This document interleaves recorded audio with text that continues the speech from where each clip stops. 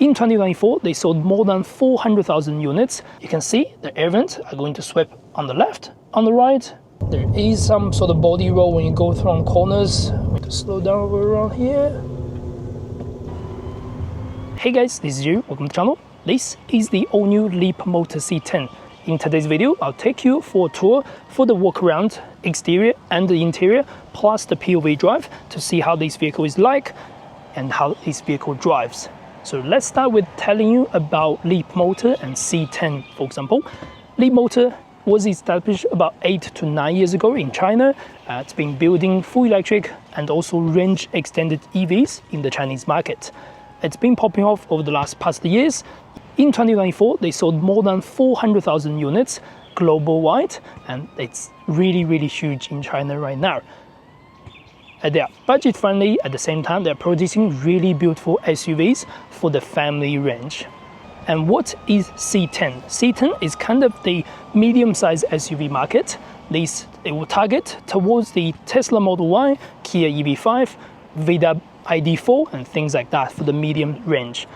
In terms of size and dimensions, this is over 4.82 meters long with a wheelbase at 2.82.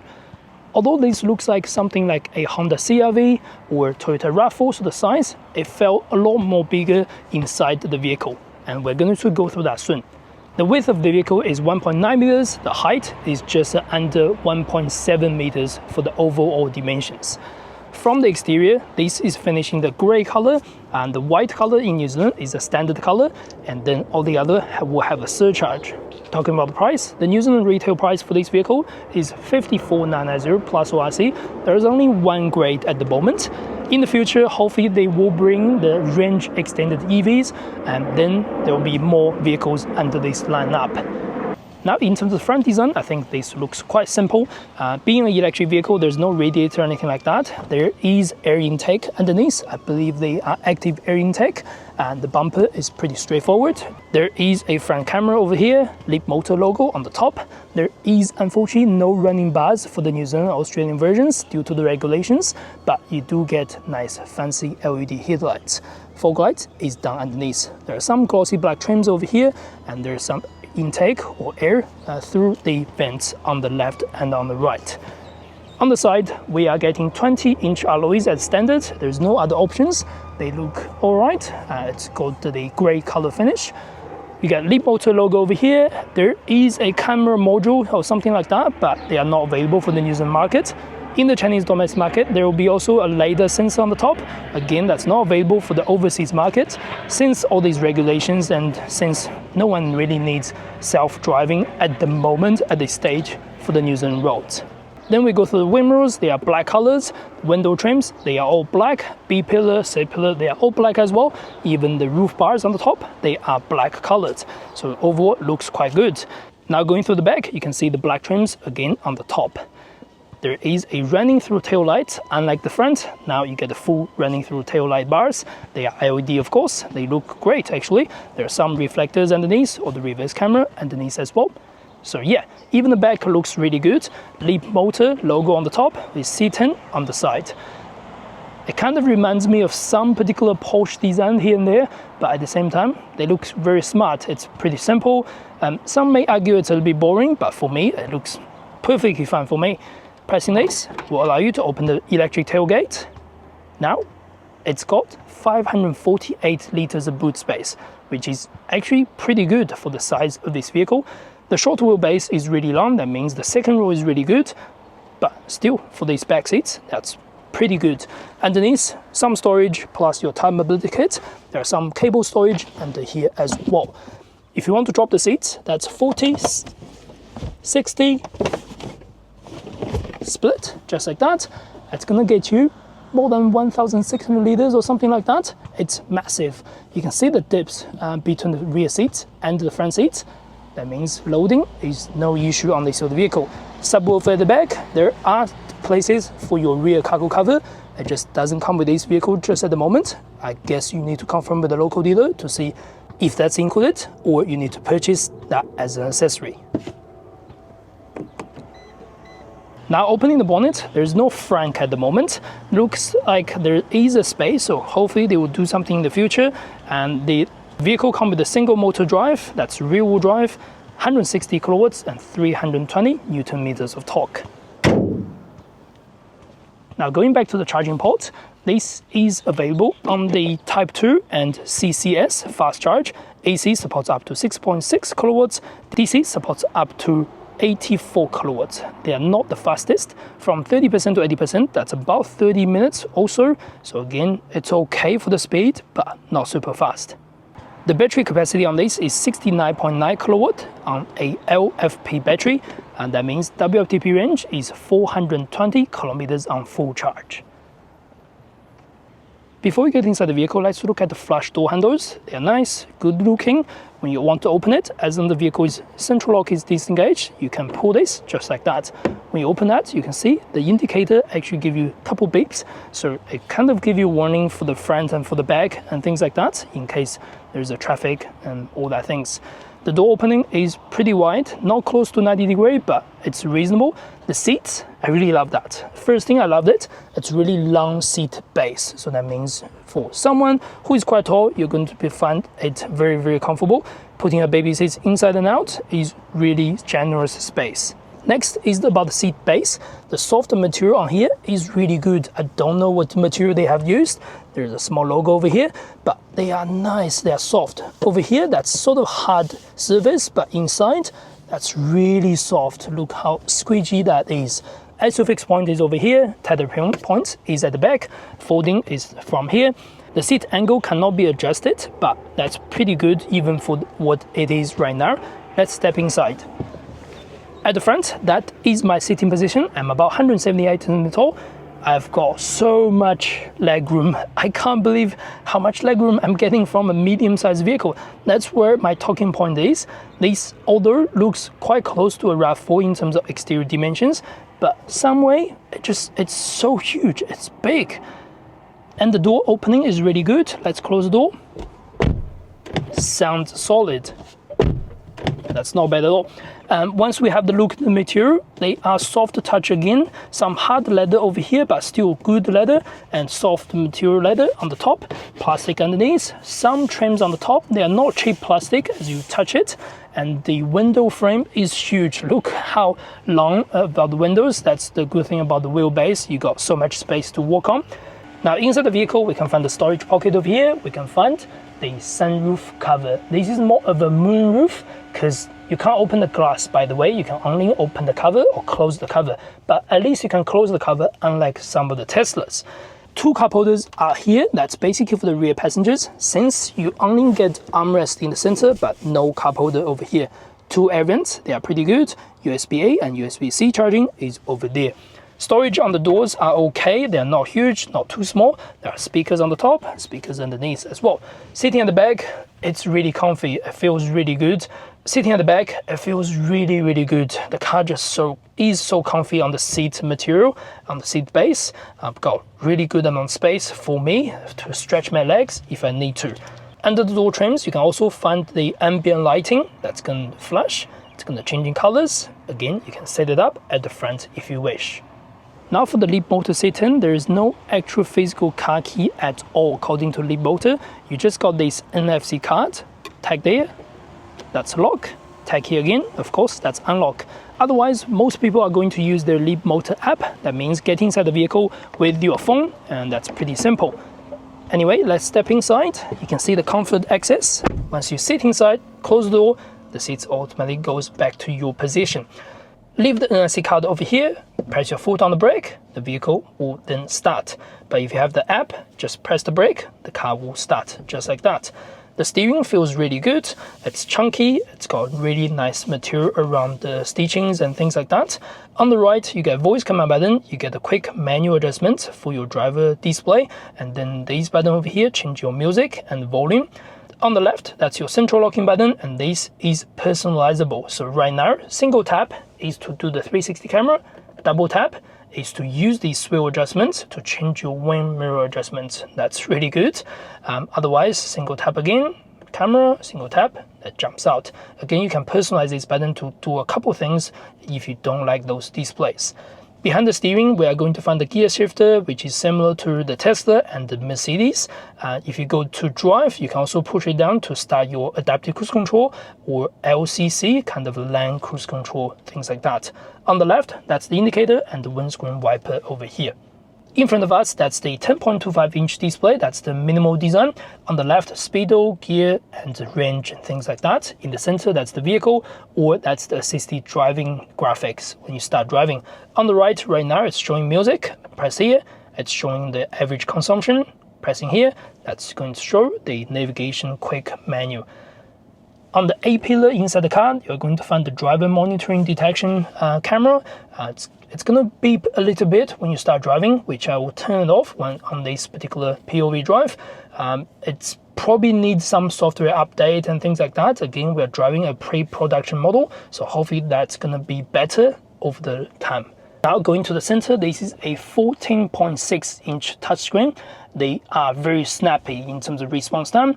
You can click here to access to all your apps and information. There's also App Store available. The App Store will get more apps in the future, including YouTube, TikTok, and things like that. I know it's not allowed when you drive the vehicle, but it's cool to have that when you sit there for charging or waiting someone. Up here, you got built-in navigation. Up here, you got music or radio control. Up here, we got the 360 camera. The 360 camera is all right. I would say they are not as good as some of the other Chinese vehicles, but they're definitely okay to use. You're going to have no problem with that. Air conditioning is over here. You can quickly adjust air cons with some direct sort of menu buttons over here. One cool feature about the air con is you can do the free air. That means you can drag the air along and anywhere else because there's no quick physical controls over here. Another way you can do is to do direct. So that's literally direct onto my face, which is actually really good. Indirect, so it's going to go the other way, so it's not to my face.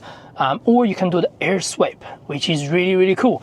You can see the air vents are going to sweep on the left, on the right, slowly, just like your home air conditioning unit. How cool is that? I've never known some cars can do that. This is kind of the first car I've known that you can do that. That's really cool.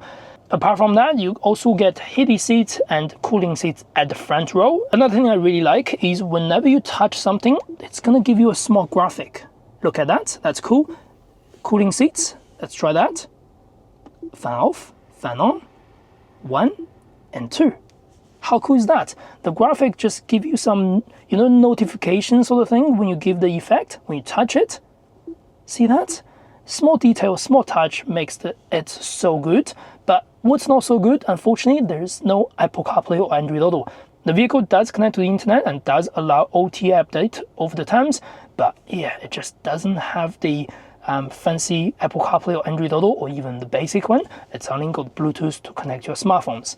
Other small details, you can also enable the guard mode, camp mode, and nap mode. And the nap mode, ooh, the car starts nap mode, just like that. The seat's actually falling, so I'm going to open the door, let's have a look.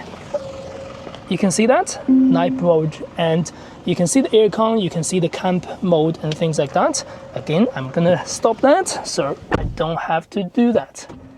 Next, this will be your party trick for your friends, for your family, for everyone that you know. When you own one of the Leapmotor C10, you can actually drop the front seats either on the passenger or on the driver when you remove the headrest. Now, it's kind of like a half bed sort of thing. You can sleep on it, you can take a nap, you can do whatever you like. Of course, not recommended when you drive the vehicle, but it is really cool to have that. Now, after the screen, we've got 2 cup holders and the NFC card reader or the wireless phone charging that's also available on this pad. Underneath, there is a storage over here with your USB-A and USB-C charging. Open this cover, that's a very deep storage over here, and then there's storage in your glove box on the side. The trims on the vehicle, they are softer material over here, softer leather on the top, ambient lights are underneath with some contrast available. Again, carries on to the driver's side with the doors, again, feels good quality, softer material on the doors again, softer material on the armrest as well. The buttons on the electric windows are quite strange, but you get used to it.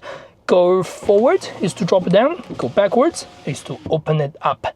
Speaking of the buttons, there's also a very cool button I should show you, which is the button on the roof. So you want to adjust that in your vehicle settings. Under the door and windows, you can click roof. You can personalize that button to control, for example, window control. I can open all the windows just by one click. Look at that. Again, one click, all the windows are closed. Or you can do passenger seat adjustment. If you do want to adjust the passenger seats for anyone going from the back, you can go forward, you can go backwards, just like that. How cool is that? I just don't know how someone would arrange something, a feature like that, to make it so useful, but it's there, it's available. Anyway, apart from that, you can also do rear view mirror heating, rear view mirror control, fold, unfold if you wish, using this button over here. Another button is to open the sunshade cover. Again, that's full glass, but the glass cannot be opened. Now let's get it started to the driving part. First thing I want to talk about, just under the settings, under the driving, you can enable and disable the one pedal drive. At the moment, for this pre-production vehicle, you can't really change it once you start driving into drive or reverse. You can only adjust it when the vehicle is under park, so not moving. I will turn it off just for now so I can change the vehicle between comfort and sport mode. That's the kind of the only place you can use that as well. Under the Eco, Comfort and Sport, all the regeneration and also steering and also acceleration will be set. But if you click the custom, you can actually personalize that to acceleration, rhythm braking and steering mode. You can adjust that. That's really cool as well. Anyway, you can also enable a thing called creep mode. So when you put the vehicle on drive, if the auto hold is not on, you can see the vehicle will slowly creep forward. Otherwise, you can disable that if you do not want it.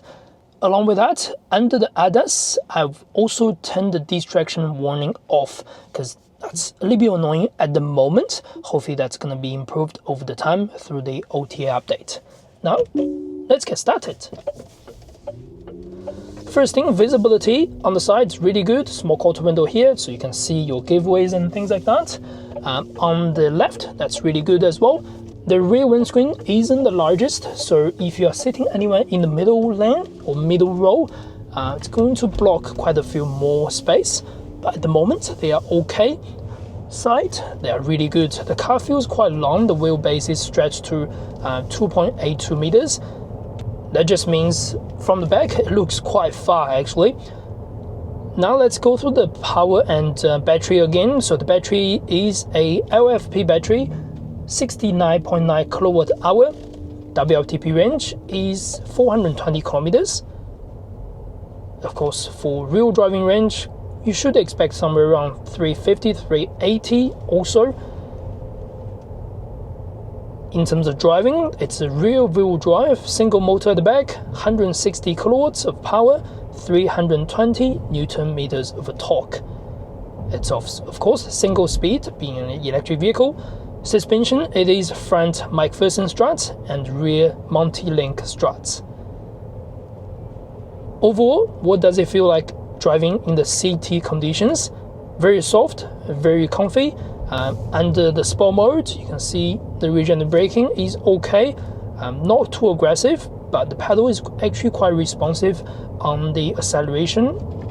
Now the vehicle has an auto hold function, so you can hold when you come to a stop. There is no electric handbrake or physical handbrake at all. There's just only electric handbrake available. Moving at low speed, under about 30 kilometers per hour-ish, the vehicle will also give a small chime or small whining noise to let you know the vehicle is moving, to let the pedestrian know, so kind of have that warning. Also does that on reverse as well. Now, on the city driving road, this feels quiet. It's really quiet, really comfy to travel. You can see the suspension on this works quite well. It's quite soft, I'll be honest with you. It doesn't bounce to all the places. It's got good amount of sport over the front. And being a long wheelbase vehicle, it's quite comfy.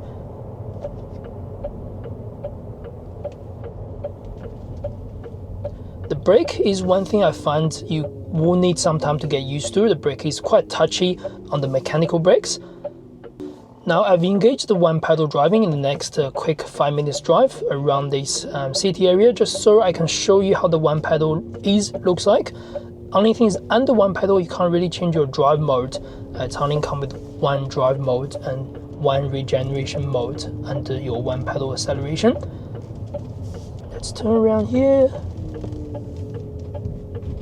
Again, right now I'm going to accelerate to 30, brake, or leave the throttle. It will just come to a stop, just like that. I think this works actually really smooth compared to some other one pedals being very aggressive. Let's test here. There's no one around here, so that's pretty good testing ground. Hopefully, by my standards, like 40 kilometers, let it go. Yeah, that works really well, just like that. And stop. Auto hold is on. Press the accelerator, that goes again. 20, release. Again, that's pretty good. It's not bad acceleration, and also it's not bad braking on the one pedal. I don't mind that at all. Some of the one pedal can be very aggressive, as we know, but these shouldn't give you too much of a adjust time or adaptation time. We're going to come to a stop over here so I can change the vehicle. I can switch off the one pedal. Yeah, that's just one of the ridiculous thing about that information. So go into drive, then we are good to go. Wow, did I just see that car pass by on my green light?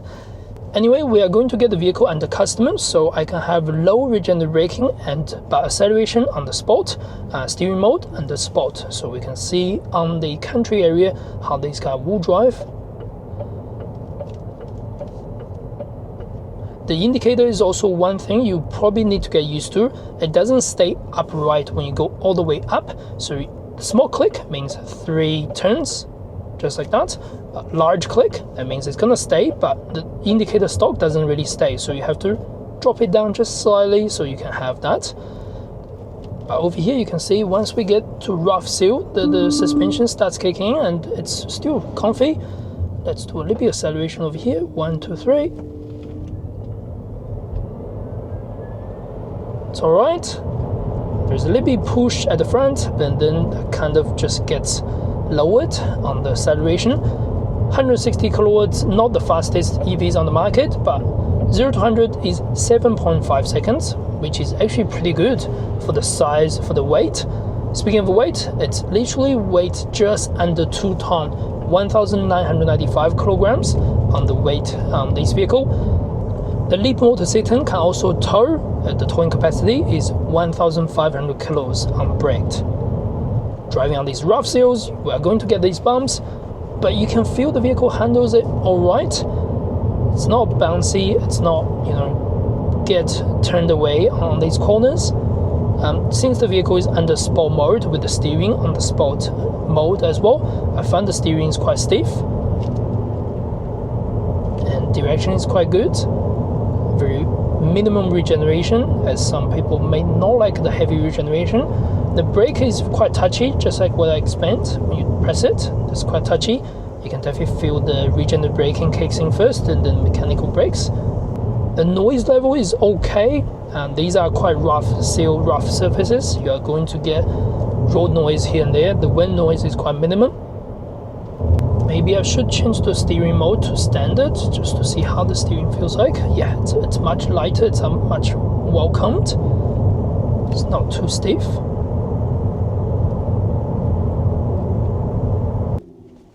Alright, let's quickly test the acceleration here. 1, 2, 3.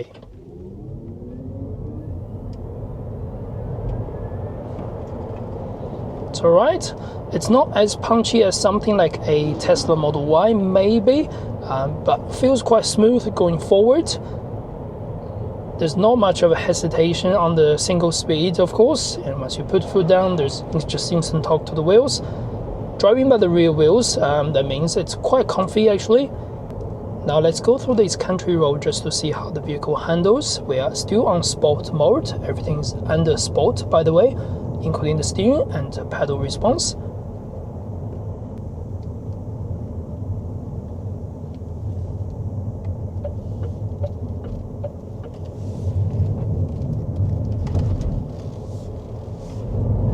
acceleration, yeah, at sort of half speed, when you are 30-40, the acceleration on the sport mode is really fast.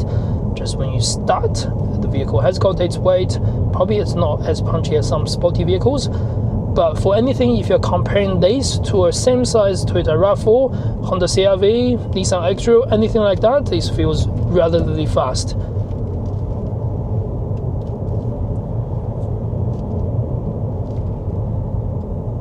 Now, driving on this rough seal, you are going to get the vehicle shakes, and due to the long wheelbase, you are going to get a little bit more noise at the back compared to what I can feel at the front. Even at 60 k's, this feels solid.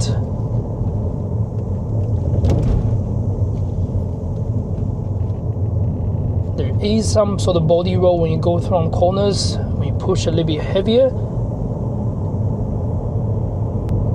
I won't say the driving is super premium, but compared to any medium-sized SUVs on the market, you're going to find this driving quite generous in terms of its support and things.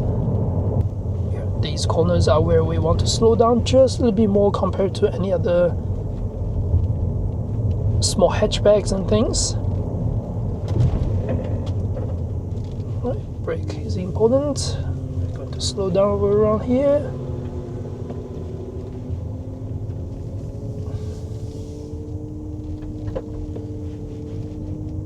I think the steering is actually fine under sport mode. I'd assume if it's under comfort mode, it doesn't feel the right compared to sport. So if I'm driving the vehicle, I'd probably put under custom and get the acceleration to be comfort or eco, and get the vehicle steering to feel sport. It's quite heavy on the motorway, but at corners, this feels really good on the weight. How you go around the corner through here. I'd assume under comfort, it's probably too light for these corners.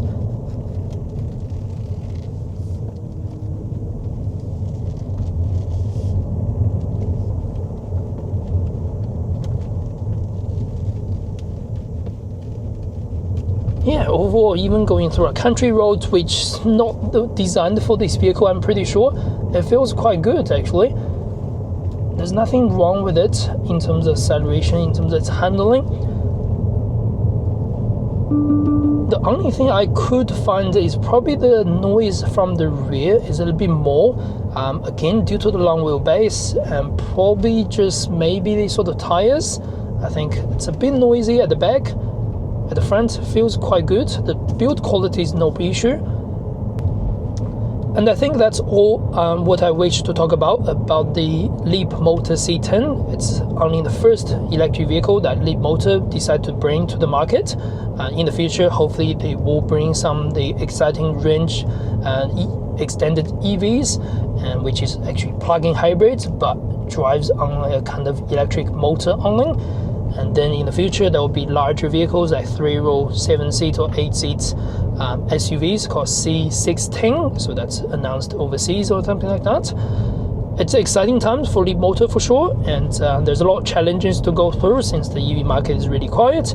But what I think about this vehicle is really good value for the pricing at only 55 for New Zealand market. At the same time, it's not a bad drive. It's super spacious. It's got all the features, where it's missing a couple, to be honest. But it does all the work really, really well, and it's a good competitor on the market. We'd love to see more vehicles on the market for this price range and things like that. You probably only spend as much as a pure petrol or even hybrid vehicles price, but you are getting a fully electric behind the wheels. And that's the end of this video. I hope you enjoyed the content. If you do not forget to subscribe, like. That's the best way to support the channel. As always, I'll see you in the next video. Thank you very much.